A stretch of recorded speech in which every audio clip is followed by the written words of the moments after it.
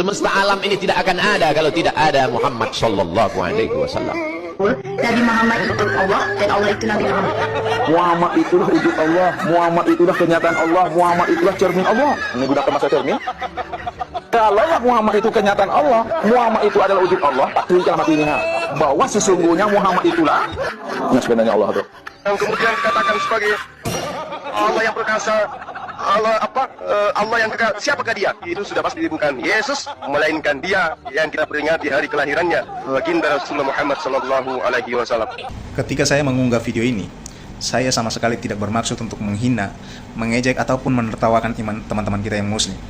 Saya hanya ingin bilang begini, jika kalian, teman-teman muslim, percaya bahwa apa yang disampaikan oleh pengajar-pengajar kalian ini adalah suatu kebenaran, maka silahkan lanjutkan kepercayaan kalian.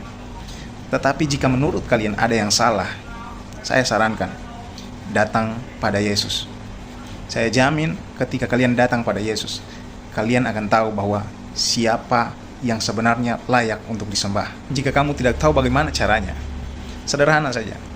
Cukup masuk ke kamarmu, tutup pintunya, berdoalah padanya. Panggil namanya dan saya percaya, saya yakin bahwa dia akan menyentuh hatimu. Cobalah. Tujuan saya menyampaikan hal ini hanya satu, supaya kalian selamat. Hanya itu.